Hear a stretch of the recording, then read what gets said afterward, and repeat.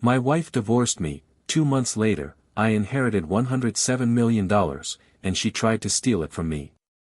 But then I did something shocking. I forgave her. Not to spare her from justice, but to free myself from the pain. She had left me for another man, saying our time was up. When the money arrived, she returned with forced smiles and a disguised plan of reunion. I didn't fall.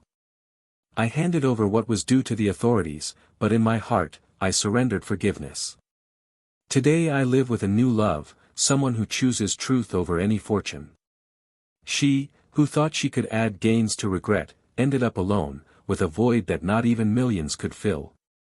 I forgave, yes, but I would never go back. Each one moved on, and I moved on in peace. But it wasn't simple. Nothing in this story was.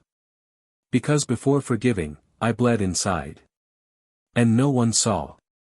No one cared about the part of the person left. What it's like to be left without explanation, watching the person you love most leave without a backward glance, without regret, without hesitation. Just leaving. Coldly, as if all the years sharing dreams, bills, and breakfast were rubbish. The worst part wasn't her leaving, the worst part was the reason. And it was the way she made it seem like it was my fault. As if I'd become a weight, a burden, as if my love had an expiration date. She didn't have the courage to say she was already with someone else. She said she needed to live another phase, that she'd lost herself, but in truth, she was already in the arms of another man. And I only learned this later, when half of me was already drowning in the grief of a marriage that, for me, still existed. I found out the cruelest way. Messages accidentally left on a computer that was still logged in. Old conversations, photos, plans. They already had hotel reservations before the divorce was even finalized. She told him she'd soon be free. That with me she was boring, an obligation. That I was a good man, but dull. And that's when I felt my heart break. Because until then, even with the pain, there was still a glimmer of hope inside me. A fantasy that she could come back, that it was just a phase, that she was confused. But no. She wasn't confused. She was in love. Just not with me. And all of this silently destroyed me. I was swallowed by shame. By humiliation. By the feeling of being replaced by something newer, more fun, more intense. I constantly wondered where I'd gone wrong. If I'd failed to tell her I loved her. If I'd been too predictable. If routine had killed desire. If my mistake was trusting too much, loving too much, or simply not realizing the abyss forming beneath our feet. Because, for me, we were a team. I still saw beauty in the small gestures. But she had already said goodbye to me months before she'd uttered the first word about separating. After the divorce, I just existed, I didn't live. My days dragged on amidst memories and regrets that weren't even mine. Friends told me it was better this way, that now I could start over, that I deserved someone who would choose me completely. But those words sounded like empty clichés. Nothing soothed the pain of imagining her sharing the same laughter, the same sheets, the same life with someone else. The pain of knowing someone had entered the place that was once mine. And then came the inheritance. It was as if the universe had, for a second, turned its eyes on me. $100 million. $100 million that wouldn't bring me back what I wanted, but would change everything around me. Money doesn't buy love, I already knew that. But I also quickly learned that it buys masks, intentions, and false regrets. Because as soon as the money arrived, she appeared. Smiling. Nervous, but smiling. As if nothing had happened. As if she'd just left behind a bad phase. As if she'd suddenly discovered that she still loved me. She came with sweet words, forced memories, or rehearsed nostalgia. Her body bore the scent of before, but her soul bore the coldness of someone who chose to leave. I thought about you every day, she said. I missed you. I just needed time to understand myself. And I, looking into her eyes, understood. It wasn't longing. It was calculation. It was hunger disguised as affection. She didn't return for love. She returned because, upon learning of the inheritance, she realized she might have left too soon. Because the new no longer seemed so promising without money. And the old was now a millionaire. But what she didn't expect was that I had changed. Because the man she left behind died the day he saw his love used as a bargaining chip. In his place, another was born. A man tired of begging for affection. A man who understood that forgiveness isn't synonymous with weakness, it's freedom. And that's why, instead of yelling, humiliating, or taking revenge, I forgave. Not for her. But for myself. Because I no longer wanted to carry that burden. Because I knew that, from then on, life would show me the difference between choice and regret. She tried to deceive me. She tried to manipulate me. She even devised a legal plan to claim part of the inheritance, claiming she was entitled to it because of the years of marriage. But she forgot that betrayal also leaves legal trails. And that I, however hurt I was not stupid. I handed over everything I needed to the authorities, with enough evidence for her to be seriously questioned. But I remained calm. No spectacle. No public revenge. Just the truth. And that's when she began to fall. Not because of me, but as a consequence of her own choice. The cruelest thing. It wasn't seeing her exposed. It was seeing her look me in the eye, weeks later, and say with a broken voice, I was wrong. I thought what we had no longer existed. But you were my home. And I left my home. She cried, but it no longer affected me. She called me love, but that no longer made sense. Because the love I had died. She killed. And I wasn't willing to dig up the past just because she now realized the value of what she lost. Yes, I forgave her. I looked her in the eyes and said, it's okay. You did what you thought was right at the time. But now it's too late. And that was the greatest punishment. Because there's nothing more devastating than realizing you lost a true love through a thoughtless choice, and that there's no way back. That the one you abandoned now loves someone else. That you weren't betrayed by anyone. You were betrayed by yourself. I moved on. And it was when I stopped looking for love in familiar faces that it appeared. Quietly, honestly, cleanly. Without promises of eternity, but with true surrender. And, with this new person, I understood that love isn't about fleeting intensity. It's about constancy. It's about truth. And, above all, it's about reciprocity. And that I've never had, until now. She, on the other hand, watches everything from afar. Too late. Too spiteful to admit it, too proud to try again. And still, broken. Because it wasn't the money she lost. It was the only person who truly loved her, even when she no longer deserved it. But what she never knew, is what I discovered on my new wife's wedding day. The truth about what happened between her and her lover. What he revealed to me. And what she never imagined I would know. And that's what changes everything. That's what still hurts. Because that day, when she cried on her knees, begging to come back, she still thought I didn't know anything. But I did. I always knew. And that's why, even though I forgave her, I never looked at her the same way again. Never again. Welcome to the channel. Here, we do not romanticize and never support any type of betrayal. The stories you will hear are fictional, but built to show, with depth and realism, how betrayal destroys lives, hearts and futures. Get ready to dive into a narrative intense, full of emotion, twists and painful truths. This is not just another story, it's a warning. We wish you a good story, and may she make you feel every word until the end. Now, take a deep breath. What comes next is shocking. They met on an ordinary autumn afternoon, the kind where the leaves dance in the air with a melancholy laziness, as if the world were in slow motion just to allow two strangers to notice each other. She wore a burgundy coat, leather boots, and a book clutched to her chest, as if the outside world were unnecessary noise. He was holding 2 cups of coffee, too distracted to notice the step on the sidewalk, and tripped just as she passed. It was ridiculous, embarrassing, and so sincere that it drew a spontaneous laugh from her and an awkward apology from him. It was in this accidental stumble that the story of Michael and Emily began, 2 simple names carrying hearts full of complex desires. Michael was an architect. Dedicated, methodical, one of those men who bring order even to the chaos of emotions.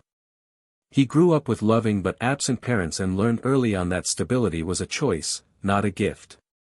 He approached life like a project, everything needed to have a foundation, every decision had to be logical, but even with all this structure, there was a silent need within him, something that not even the most symmetrical buildings could fill.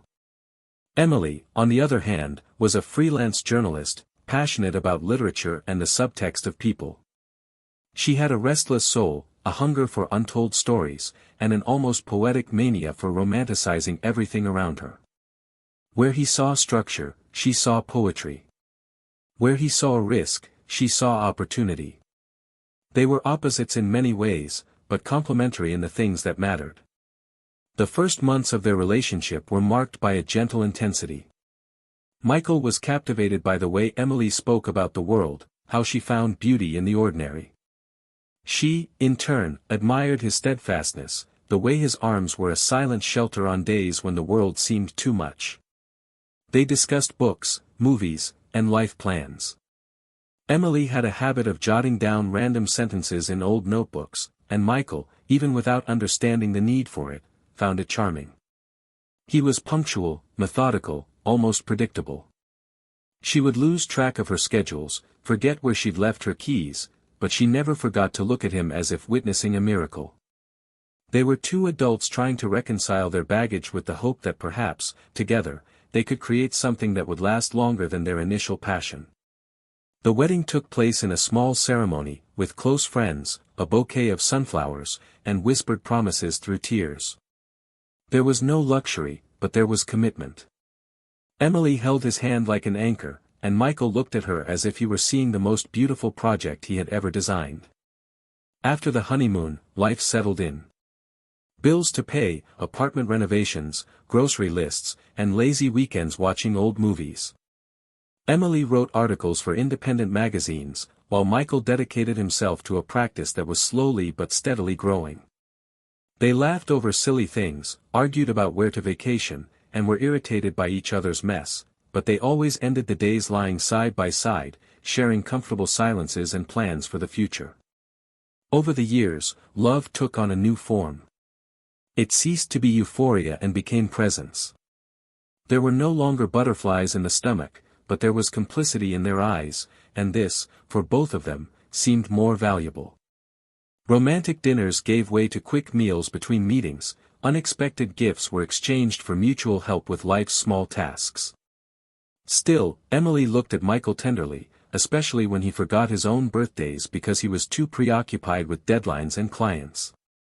And Michael, even tired, always left a note on the table with some inspirational quote he found in her notebooks. For years, their marriage was a silent agreement of care. It wasn't perfect, but it was solid. But like every story that seems too calm, there were invisible cracks appearing within. Emily, her soul in turmoil, began to feel a discomfort she couldn't name. The texts seemed to stop coming as they used to, the days became repetitive, and the routine, once cozy, began to feel like a tight shoe. Michael, immersed in his own professional challenges, didn't notice. He tried to solve everything logically, as if feelings could be organized into columns. He saw her fatigue as a phase, something that could be resolved with a trip or a few weeks of rest. But Emily didn't need rest. She needed to feel alive again. There was a period when she started going out more alone.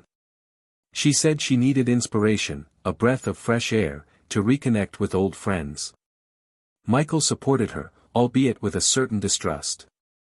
He was never controlling, but something in her intuition was starting to ignite like a low, almost imperceptible alarm. Their conversations diminished, their hugs became shorter, and the bed, once filled with nighttime conversations, became too silent. Michael tried to remain calm, but he carried an unease he couldn't name. He still believed in her. He still saw in her eyes the woman who had once bumped into him on the sidewalk. But her eyes now seemed to stare off into the distance, as if trapped in another place, another time, or worse, another person. Even so, he persisted. He suggested dinners, trips, rereading old letters they'd once exchanged. Emily accepted everything with a polite smile, but her enthusiasm was rehearsed, as if she were making an effort to stay where she no longer wanted to be. Michael, confused, began to wonder if he was forcing something that no longer existed. But at the same time, he refused to accept that their love had an expiration date. For him, marriage was about commitment. It was about persisting when the other faltered. It was about knowing there would be dark times, but that the important thing was to keep walking together.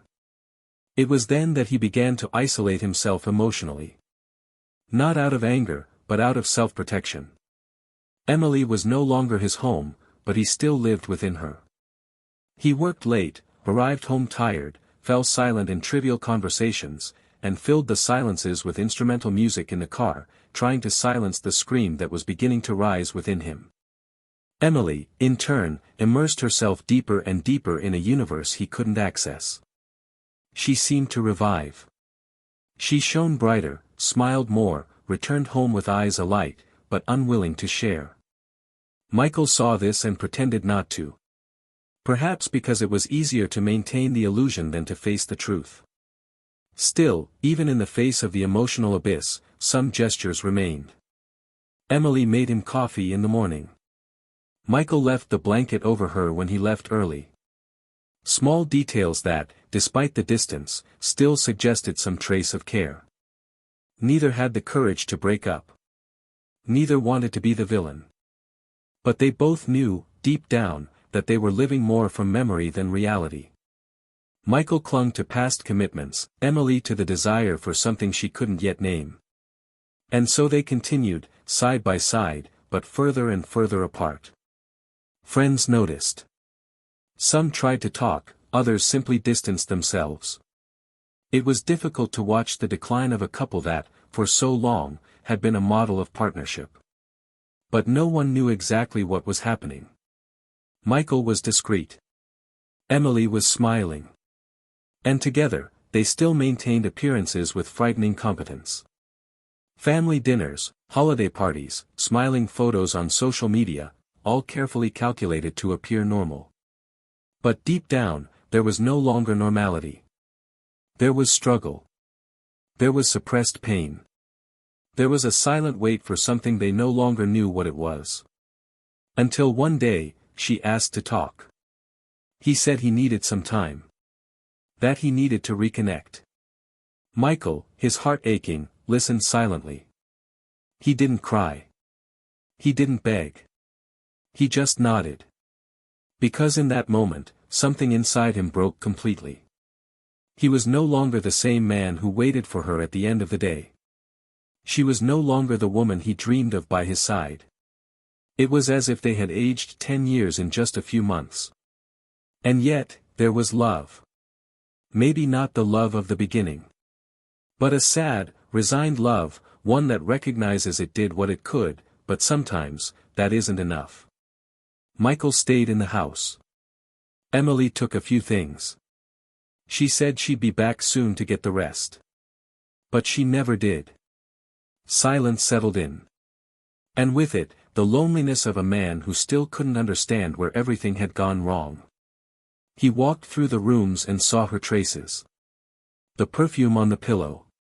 The book open on the armchair. The favorite mug in the kitchen. Everything still held the presence of someone who was no longer there. And he, amidst the emptiness, tried to piece together the pieces of what had once been his home. But what he didn't yet know was that her absence hid more than doubts. It hid a truth that would change everything. A choice made long before, I need some time. A decision that involved not only the end of a marriage, but the beginning of a deep wound. The betrayal didn't yet have a name, but it already existed. And when it came to light, it would bring with it not only pain, but also a redemption he never imagined experiencing. He didn't know it yet, but what came next would change him forever. Michael spent weeks in a silence that weighed more heavily than any scream. The days blurred between the noise of his own thoughts and the screaming emptiness that had settled in every corner of the house. Emily had left behind more than just clothes and personal belongings, she left holes. One in the closet, another in the sofa, one in the kitchen where he used to sing softly while making coffee, but the biggest was inside him, throbbing like an open wound he couldn't quite pinpoint, only that it hurt. He followed his routine with the rigidity of a poorly timed clock, trying to convince himself it was just a phase, a necessary interval, a pause for reunion. But deep down, something inside him was already whispering that she wouldn't return. And if she did, she wouldn't be the same woman who had left. Emily, on the other hand, was living completely different days. While Michael immersed himself in absence, she seemed to finally breathe. She spent more time outdoors, meeting old friends, rediscovering places, revisiting versions of herself that had lain dormant over the years of marriage. And amid this rediscovery of her freedom, a new presence became part of her days. Someone who began as a coincidence, then as a light conversation, and soon became something she no longer wanted to avoid. It wasn't immediate, but it was intense. And dangerous. Emily allowed herself to sink into long-forgotten sensations, emotions she mistook for love, for desire, for life. And it was in this conscious deception that betrayal was born, subtly disguised as a rediscovery of herself, until it became impossible to hide.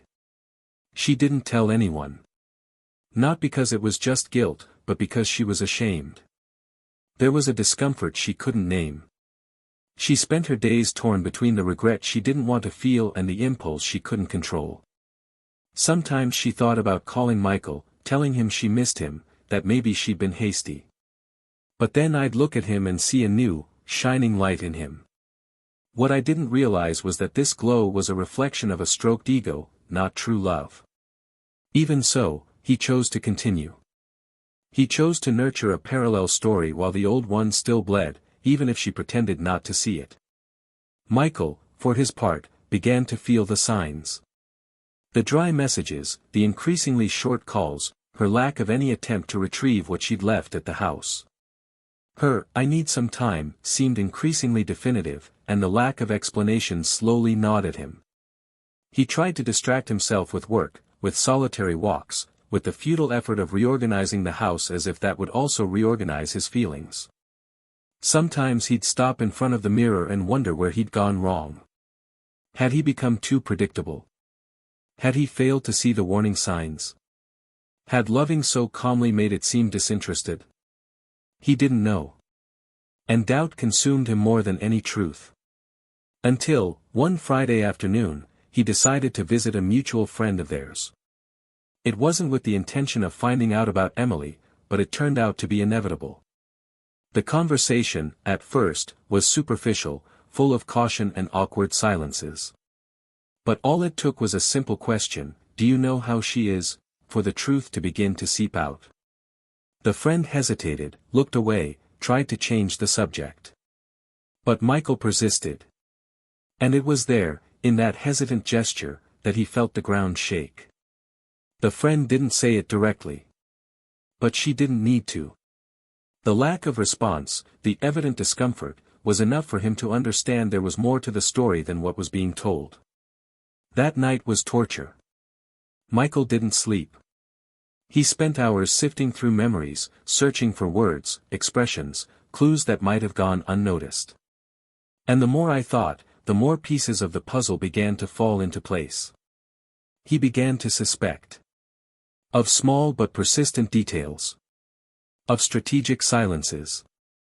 Of absences disguised as commitments. And that was when, overcome by a suffocating anguish, he decided to do what he'd been avoiding for weeks: check his old computer, the one she used when they still lived together. It was stored in the office, covered in a thin layer of dust. When I plugged it in, I barely knew what I was looking for. He had no plan, just an impulse that screamed louder than reason. And there, among forgotten folders and still logged-in email accounts, he found what he didn't want to see. Messages. Countless. Long, intense, too intimate to be innocent. Conversations filled with complicity, laughter, promises, plans for the future. Plans that didn't include him. Michael read each line with bated breath, as if each word were a direct punch to the gut. Emily spoke of the relief of being away, of how she finally felt alive, of how she'd found someone who made her truly laugh. And worst of all, she spoke of him as if he were just a closed chapter. As if the man who dedicated years to building a life with her was nothing more than an uncomfortable memory. There were dates. There were photos. There was too much evidence for any excuse. Michael no longer needed explanations. It was all there. Raw, painful, real. He sat in the chair, his body trembling, his eyes fixed on the screen as if he could still erase what he'd seen. But he couldn't. And it was at that moment that something inside him broke, definitively. It wasn't just sadness. It was betrayal. Not just of the body, but of the history. Of the plans, the promises, of everything they'd built. Emily hadn't just left. She'd left with someone else. And she'd left behind not just a marriage, but a man who still believed in the possibility of a new beginning. In the days that followed, Michael remained silent. He didn't tell anyone what he knew. He didn't confront Emily immediately. He needed to process it. I needed to understand what to do with that truth. I felt anger, shame, pain, and a loneliness I couldn't quite put my finger on. But alongside all of that, I felt something else, a piercing clarity. Now everything made sense. The distant glances, the feeble apologies, the rush to leave. She was already with someone else. And he was the last to know. Or maybe the only one still pretending not to know. It was in this silence that change began. Michael, who had previously walked like a ghost, began to reclaim his own presence. Not out of revenge, but out of necessity. He began to take care of himself again. He moved the furniture around. He threw out objects that held the scent of a history that no longer existed. He began to go out more, to talk to people he hadn't seen in a long time. It wasn't easy. Each step hurt.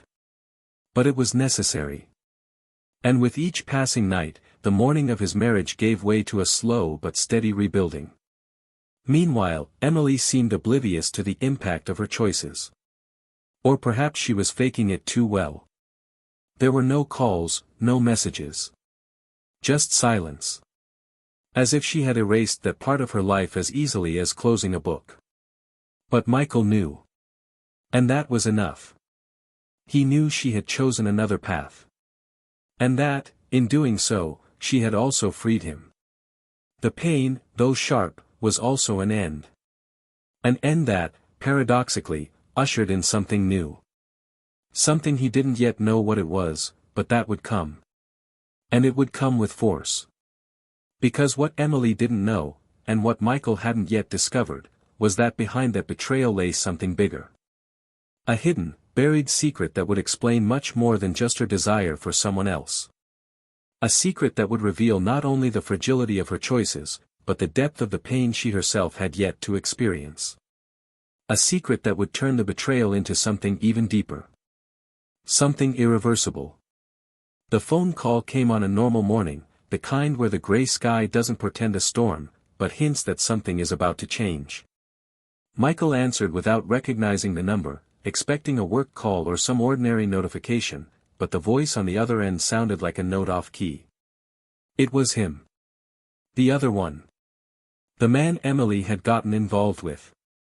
For a second, Michael considered hanging up, but there was something in the way the other man spoke, a hidden nervousness, a hesitation between words, that made him listen. On the other end of the line, the man was breathing deeply, as if needing to cross a fragile bridge built with each syllable. He said he needed to see him, that there was something he needed to know, something that, according to his words, Emily would never have the courage to tell. Michael, though reluctant, felt something stir inside him. It wasn't anger anymore. It was a different kind of restlessness. A need to understand what still lay behind everything, to close the last gaps in a story that had already torn him apart. They agreed to meet at a discreet, secluded cafe, where no familiar face could interrupt what was to come. Michael arrived first, sitting by the window, watching the drops run down the glass as if time were melting before his eyes. When the other man entered, there was a strange weariness about him, not physical, but emotional, as if he'd been carrying something for a long time and had only now decided to let it go. He sat in silence. The two stared at each other for several seconds too long. And then, without ceremony, he began to speak. He didn't try to justify anything. He didn't apologize. He simply said it had been a mistake.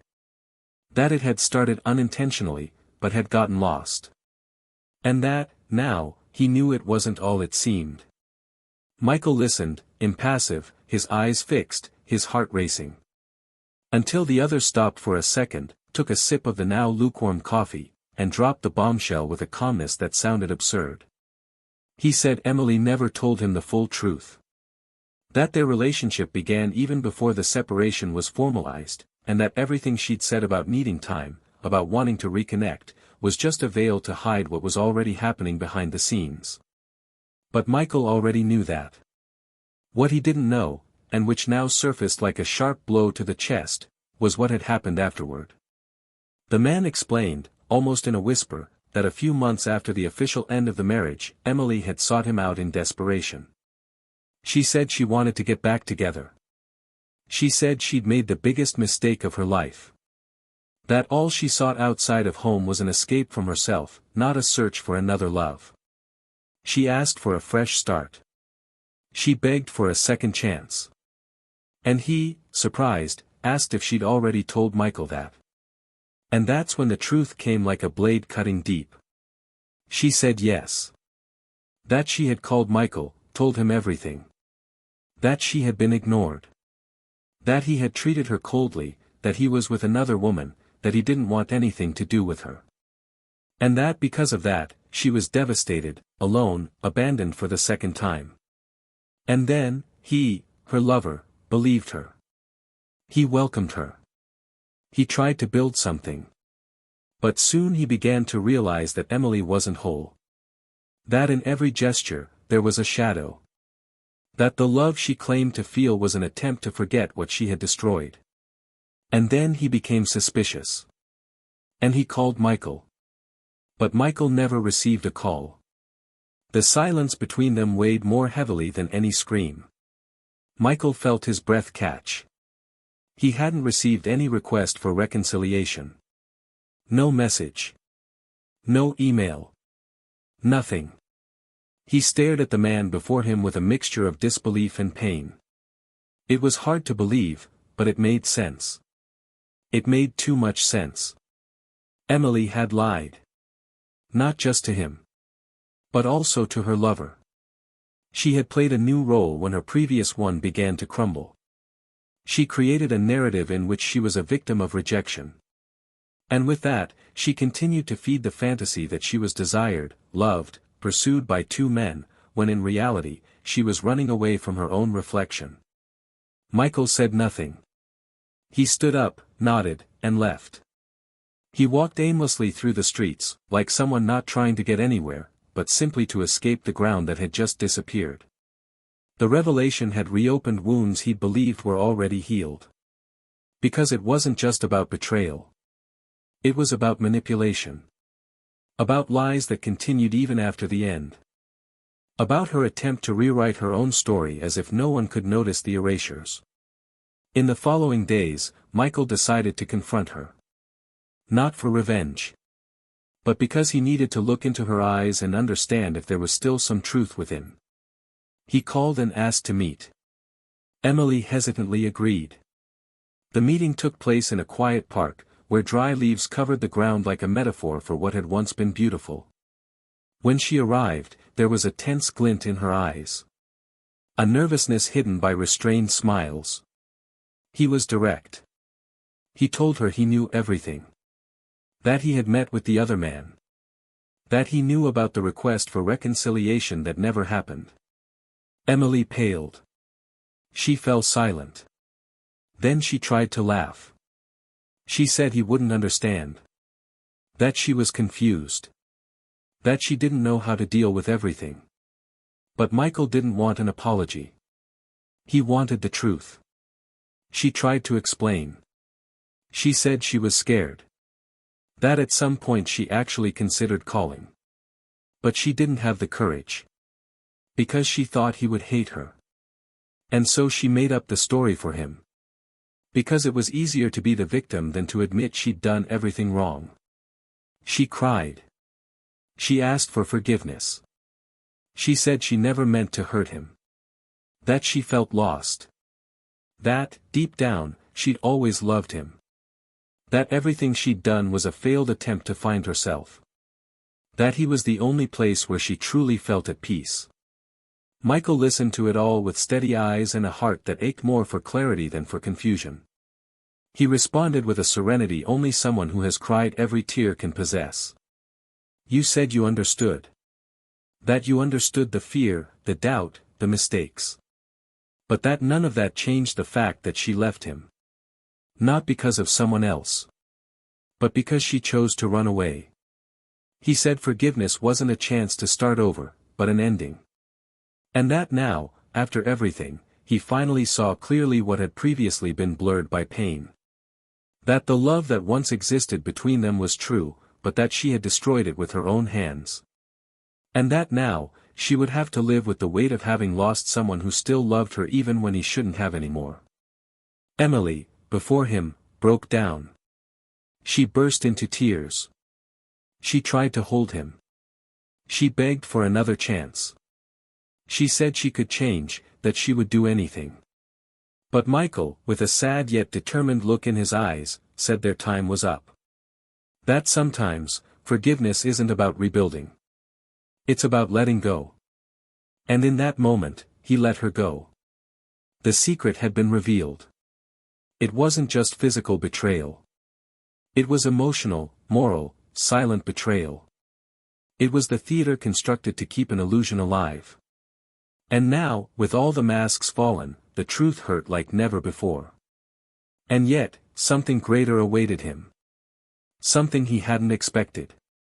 Because even with all the truths revealed, fate still reserved the final word. And it would come as a whisper disguised as chance. Emily remained there, sitting on the park bench, her eyes red, her hands trembling in her lap, and her body hunched over as if something invisible was pulling her inward. Michael had already walked away, his steps firm, but his heart heavy with a new, aching lucidity. It wasn't sadness anymore. It was awareness. He didn't turn around. Not because it was cruel, but because he knew that if he looked back, perhaps the part of her that still recognized the woman he'd once loved might want to reach out. And he didn't want to reach out anymore. Emily, for her part, remained motionless for minutes that felt like hours, feeling the force of her own choices crush all remaining pride. There were no more excuses. Only the image of the man she'd destroyed, and now, lost forever, remained. Michael spent the rest of the day in silence, but not a suffocating silence like before. It was the silence of someone who had finally emptied his soul of questions. For the first time in a long time, there were no more doubts. There was only a harsh but unvarnished reality. When he got home, he went into his room and stared at the mirror for several long seconds. He didn't see himself as someone avenged. Nor did he see himself as a victim. He was simply a man who survived.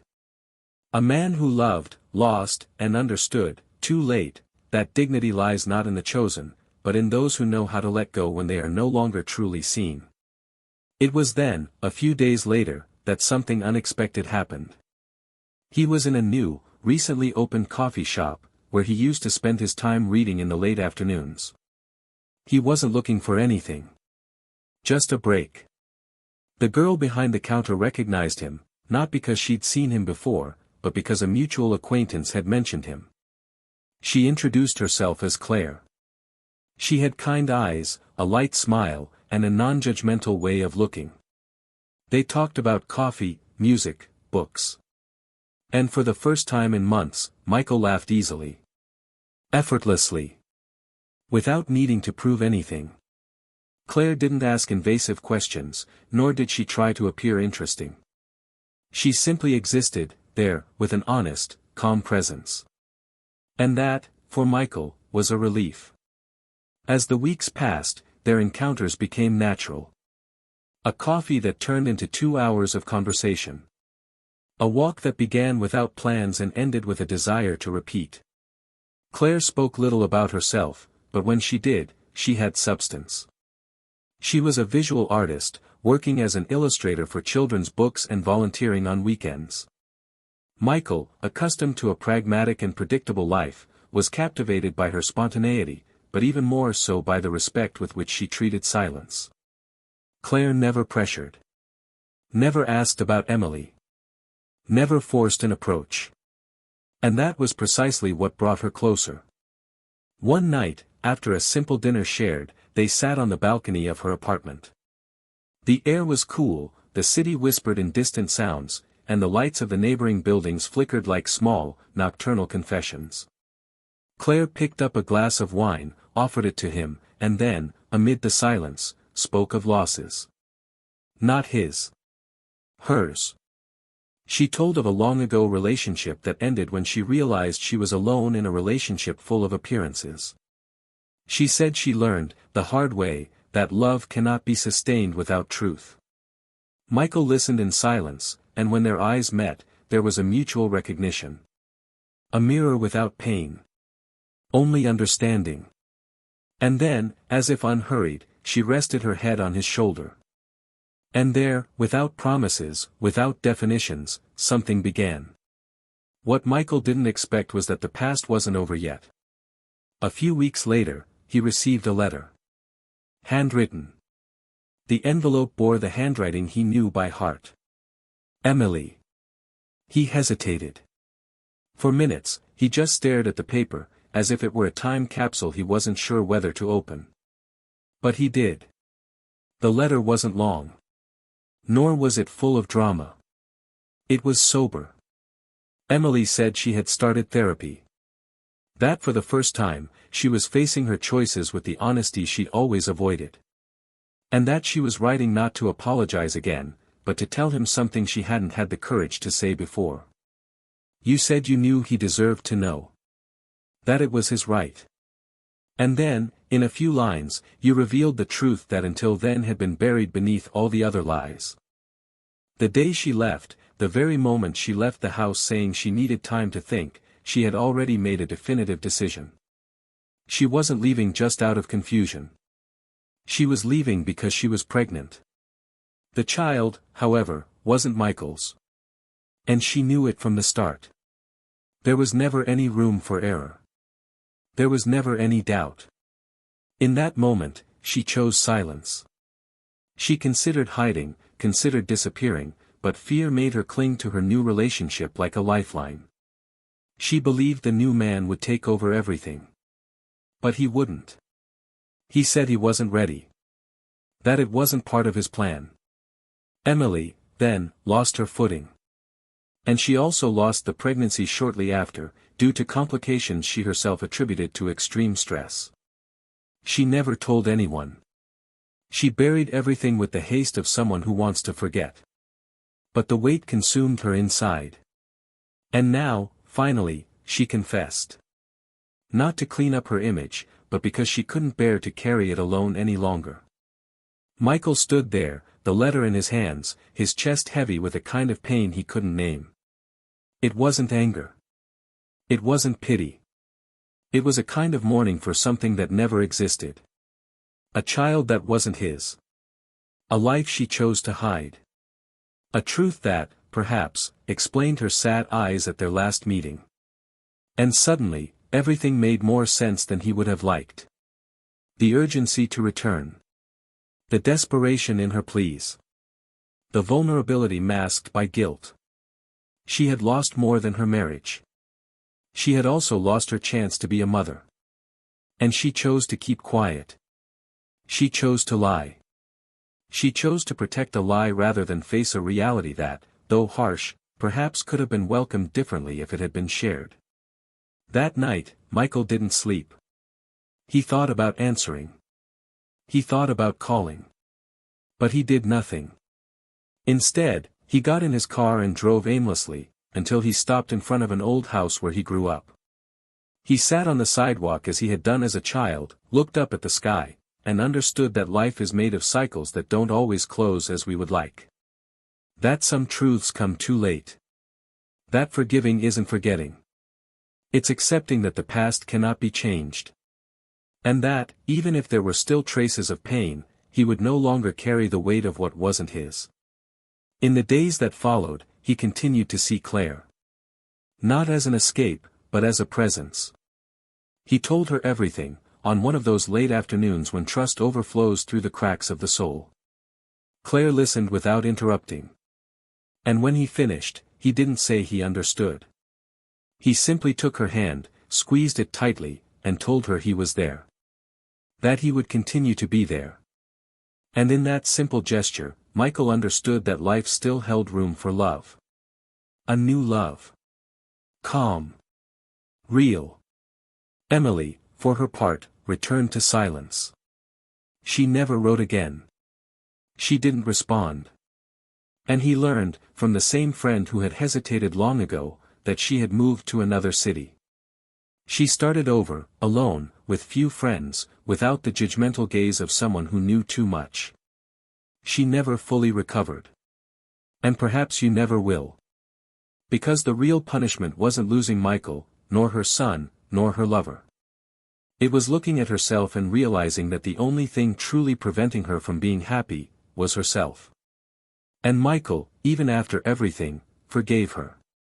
Not for her sake. But for his own. Because he learned that holding a grudge is like drinking poison and waiting for the other person to die. And he didn't want to die inside. He wanted to live. And live well. Without hate. Without the past dragging on his shoulders. Because despite everything, he still believed in love. And even more so, in truth. And that was what he chose to carry on with. Time moved on almost silently, as if life understood that certain wounds only heal in a space where the noise of urgency cannot reach. Michael no longer sought answers. There were no more questions. There were no more loose ends.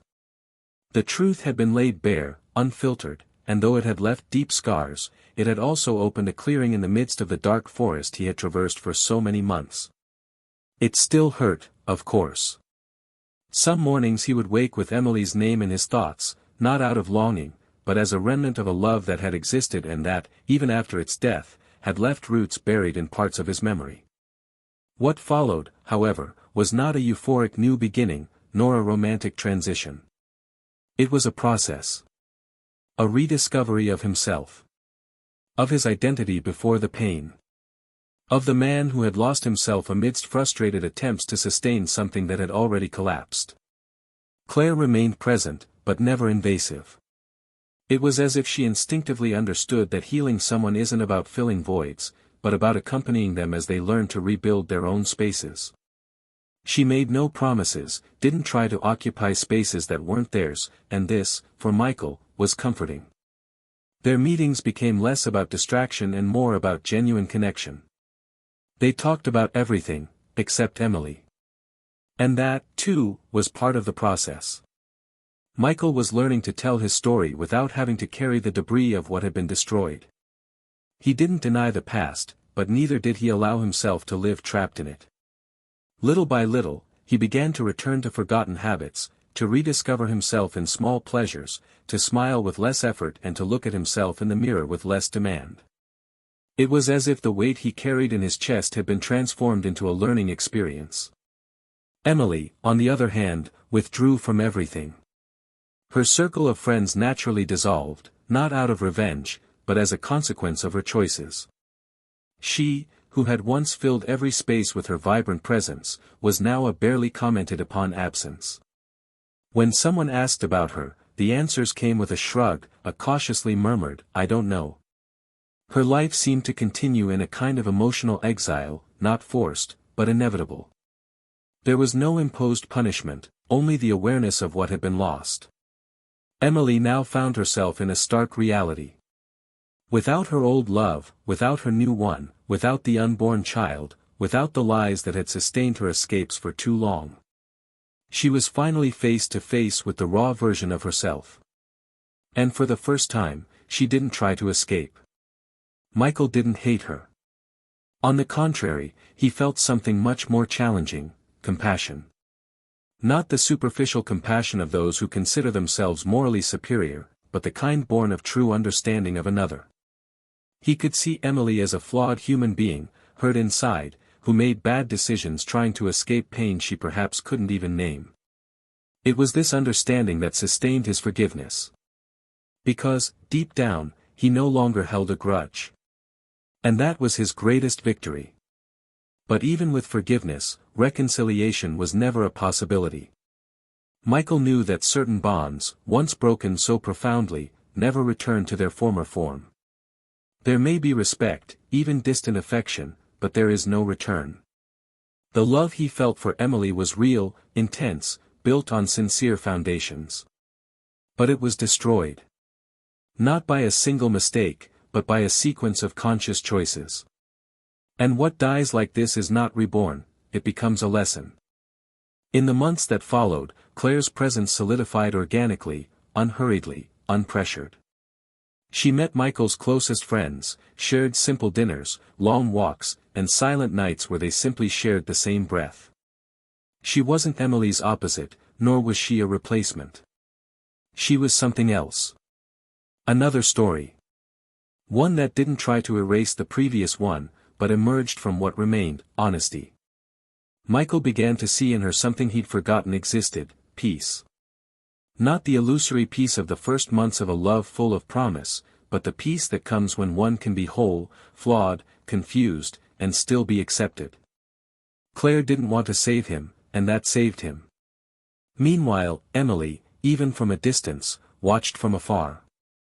She knew of Michael's movements. Not through stalking, but through fragments of information that reached her. Photos, discreet mentions, stray comments from someone they had in common. And although she told herself she had moved on, deep down, each new piece of information was a cruel reminder of what she could no longer get back.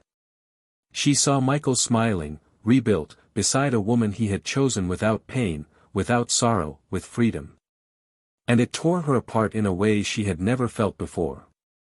Not because he was happy, but because she understood that that happiness could have been with her, if she hadn't destroyed everything. One particular night, Michael was sorting through some old documents when he found, among forgotten papers, a photograph of Emily holding a sunflower, taken on a short trip years before. She was smiling, her hair tousled by the wind, and there was such pure joy in her that, for a second, he felt a pang in his chest. It wasn't longing. It was recognition. He knew, in that instant, that the woman in the photo no longer existed. Perhaps she had never fully existed. But that image represented a time when they both believed in each other. He kept the photo. Not out of attachment, but as a marker. A reminder that true love can exist, even if it doesn't last. This moment brought him a moral question that was hard to ignore: to what extent is it fair to love someone who has made so many mistakes? To what extent is it right to continue wishing well for someone who has deeply hurt us? Michael faced this internal dilemma, not with anger, but with legitimate unease. Because forgiveness was a path he had already walked. But continued compassion, that required more. And it was in this dilemma that he found an unexpected answer: it is fair, yes, to wish well. Because wishing evil imprisons us. He understood that he didn't need to forget what happened, but he also didn't need to keep reliving it. Emily would follow her path. And he, his. Each with their own burdens, their own lessons. One morning, Claire asked him if he'd ever considered moving. Not as an escape, but as a choice. Starting over in a new place, with new memories, new landscapes. Michael didn't answer right away. He spent days thinking about it. The idea of starting over somewhere else scared him less than it used to. Perhaps because, now, what he feared most, the end of something that seemed eternal, had already happened. And he survived. Better yet, he grew. A month later, they decided together to start a project in a smaller, quieter town, where Claire could open a small illustration studio and he, perhaps, could teach architecture at a local college. It wasn't a far-fetched plan. It was a feasible plan. And that was what mattered. Emily never knew exactly what this change was. She only felt, at some point, its complete absence. The certainty that there were no more traces, no more bridges, no more shortcuts to return. And in this definitive absence, she had to face, once and for all, the life she had built. Without blaming anyone. Without romanticizing what she had lost. And it was in this solitary, painful, and genuine process that she, for the first time, began to rebuild herself. Not to win herself back. But to, perhaps one day, deserve herself. Michael, closing the apartment door for the last time before moving, took a deep breath. He didn't look back. There was nothing holding him back. Only memories that no longer hurt. Next to Claire, his hand intertwined with hers, he got into the car with a light heart. Not because everything was resolved, but because he'd learned to live with the unresolvable. And that, in the end, is what frees him most. The dilemma he faced, the forgiveness he granted, the pain he endured, all of it transformed him into a man he never imagined he would be. A whole man, not because he was never broken, but because he was remade from each piece. And there was still something left to happen. Something simple, yet powerful. Something that would bring the story one last breath of truth. Because, deep down, some things only make sense when the silence is finally broken. And this story still needed one final answer. The road to the new town cut through open landscapes, gentle hills, and trees that swayed in the wind as if dancing to a music only they could hear. Michael drove in silence, his left hand firmly on the steering wheel, his right resting on Claire's knee, who slept peacefully in the passenger seat, her head resting against the window, oblivious to the world. The image of her there, vulnerable and relaxed, was a living symbol of the new chapter that was opening. Unlike anything he had ever experienced, their relationship was not marked by urgency or suffocating idealizations, but by a calm sense of truth. It was a love that needed no grand gestures to be recognized, just presence, and on that clear morning, Michael understood that this kind of love could also be great, perhaps even greater. When they arrived at their new home, there wasn't much there other than stacked boxes, furniture leaning against the walls, and a breeze wafting through the rooms as if the house were breathing for the first time in years. Claire walked through the rooms in silence, taking in every detail, wondering where her easel, her paints, and her books would go. Michael followed with his eyes, noticing how effortlessly she fit in there. There was nothing forced about this new phase. It was all a natural consequence of a path paved with conscious choices. They spent the rest of the day packing up, laughing at small mishaps, sharing old memories that surfaced as they unpacked objects. That night, they sat on the living room floor, eating Chinese food straight from the packaging, and there, amidst laughter and exhaustion, Claire asked softly if he finally felt at peace. Michael took a few seconds before responding. He didn't want to give an automatic answer. He looked around, then at her, and said yes, but with raw sincerity, peace isn't the absence of pain, Claire. It's when pain stops defining who we are. She nodded, without adding words, simply extending her hand until it reached his. The gesture said it all. There was no need to say anything else. The following days followed a simple routine. Michael began teaching architecture at a local university, accepting an invitation recommended by a former professor. Claire opened a small studio downtown, where she taught drawing classes to children and sold some of her illustrations. Life there was slower, but also fuller. They learned to appreciate leisurely breakfasts, late afternoon strolls, and silent evenings reading different books on the same sofa. Neither tried to escape their pasts, but neither lived in them. It was a healthy coexistence with who they were and who they were becoming. And that, for Michael, was revolutionary. But even with everything going well, there was one point still unfinished, one last unwritten line, one last conversation that, though postponed, seemed inevitable. Emily hadn't reappeared, hadn't sent any more letters or messages, and yet, somehow, she still occupied a silent space in Michael's memory, not as a possibility of return, but as a chapter barely closed. There was something there that needed to be closed with spoken words, eye to eye. Not out of resentment, but out of respect for the story they'd lived. And it was one afternoon, while browsing the shelves of a bookstore, that the opportunity arose completely unexpectedly. As he turned the corner, he ran into their mutual friend, the same one who had once hesitated to tell the truth. She was surprised to see him there, and after a brief, polite conversation, revealed that Emily had returned to visit her parents and would be in town for a few days. It wasn't a provocation, nor an invitation. It was simply a piece of information spoken delicately, as if giving the other the chance to decide what to do with it. Michael spent the rest of the day deep in thought.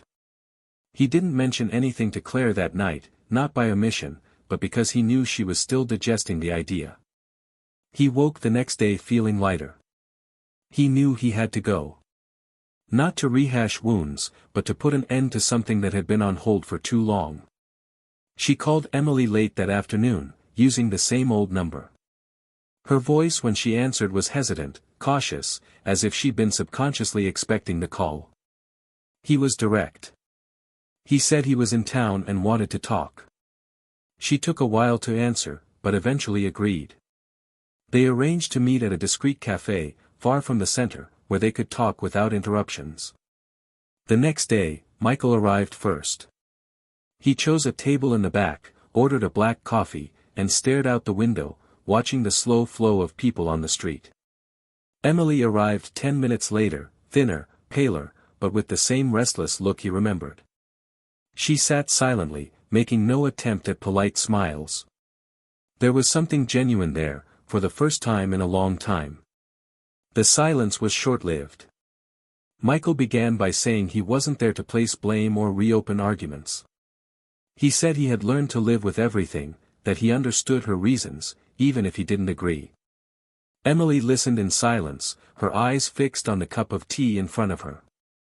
When he finished, she took a deep breath and spoke. Her voice was low but firm.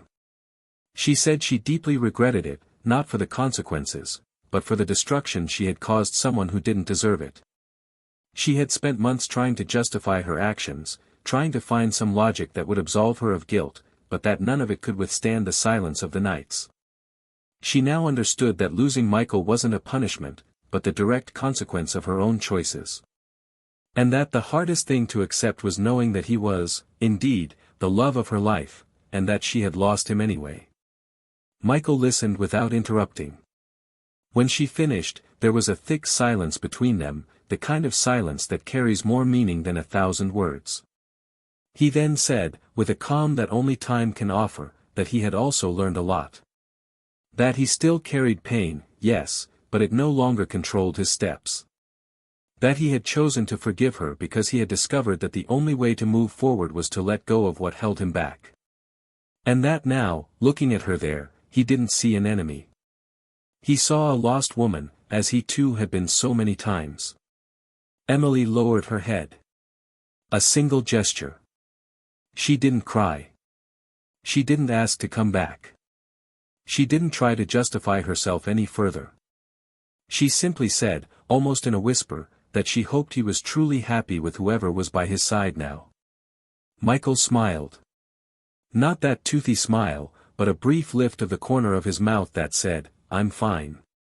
And then, with respect and ease, they said goodbye.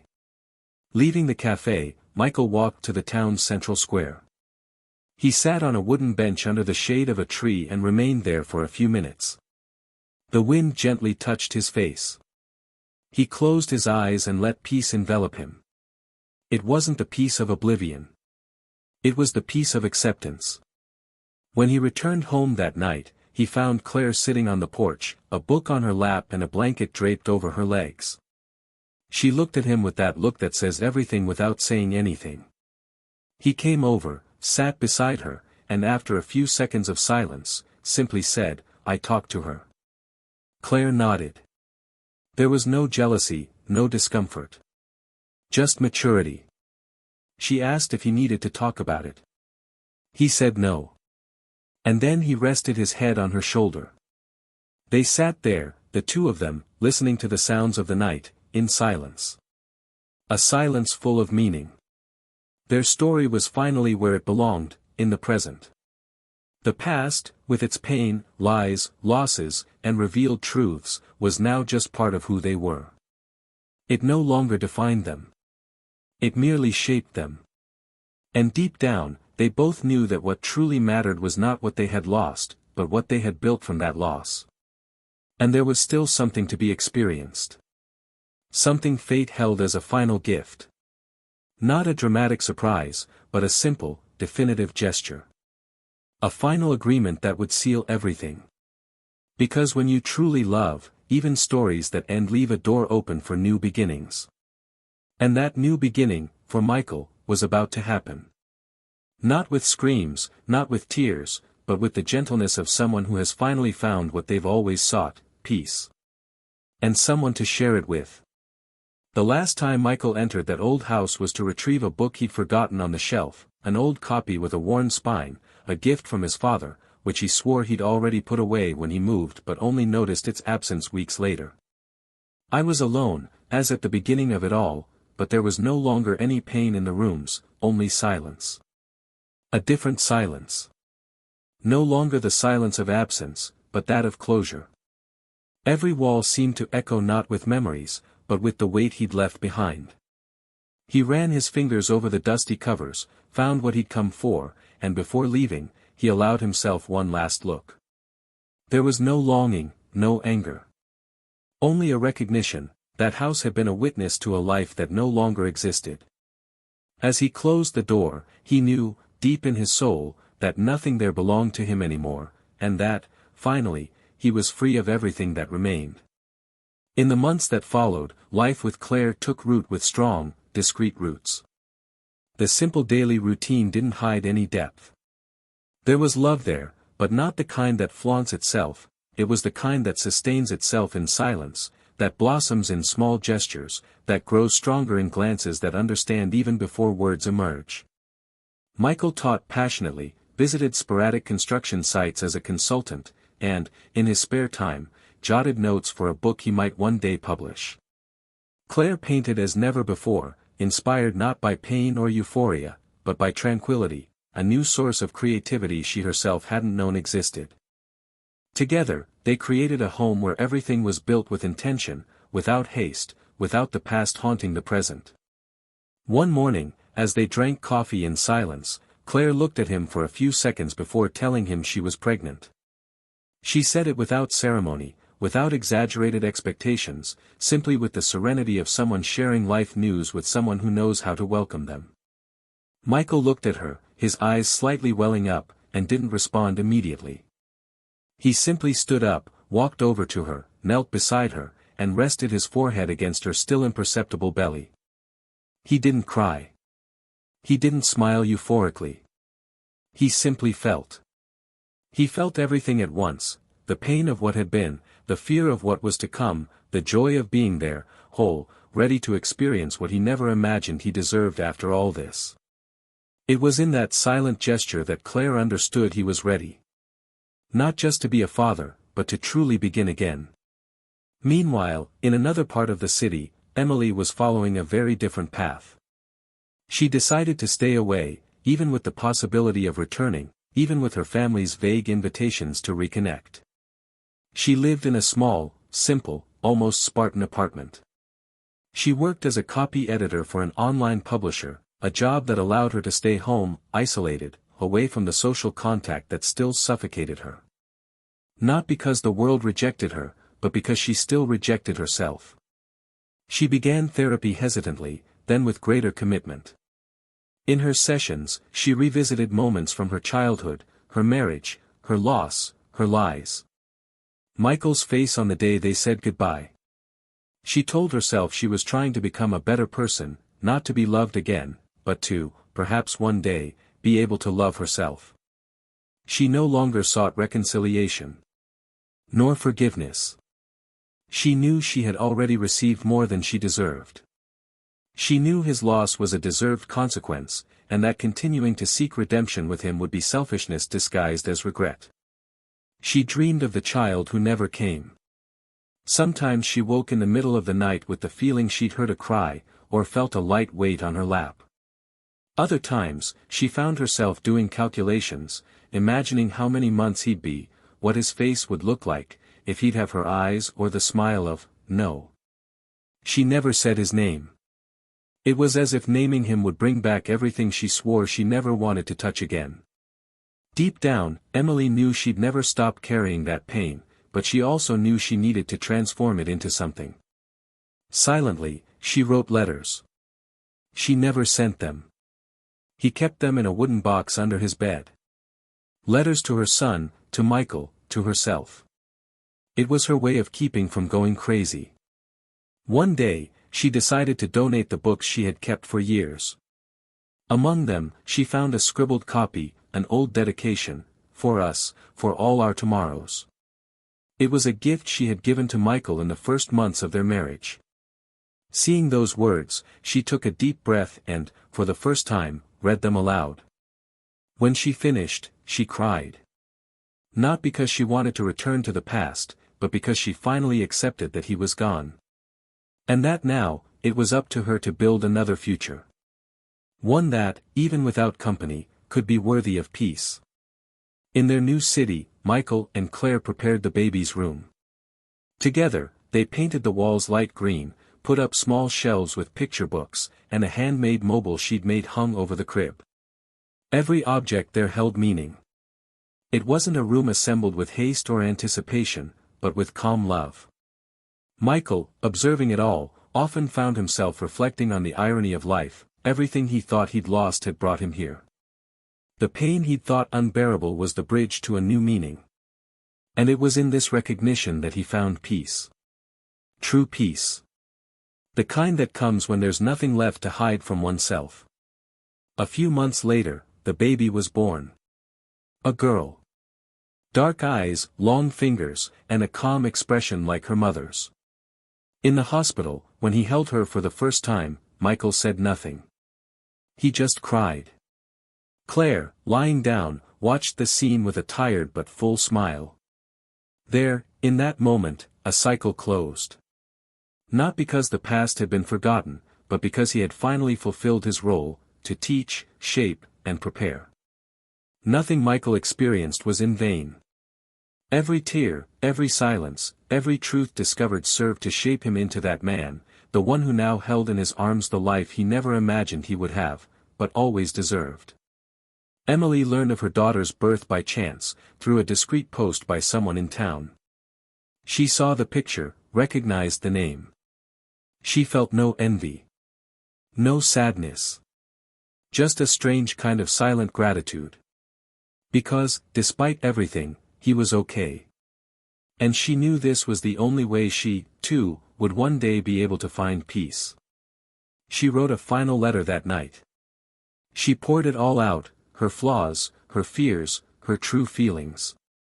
She ended by saying she didn't expect a reply, she just wanted him to know that if that letter ever reached him, she had finally understood. That the love she destroyed was the greatest she'd ever known, and that losing that love was the greatest lesson of her life. She didn't send it. But this time, she didn't keep it. She burned the letter. He watched the flames consume the paper, and with it, everything he needed to let go. In that solitary, symbolic gesture, Emily did what she had never been able to do before, she freed herself. And so, each went their own way. Not as victims or villains, but as human beings trying, in whatever way they knew how, to make sense of their pain and choices. Because, in the end, that's what remains, what we do with what tears us apart. Comment below what you thought of this story, which character touched you most, and what you would do in their shoes. Don't forget to subscribe to the channel for more moving stories like this.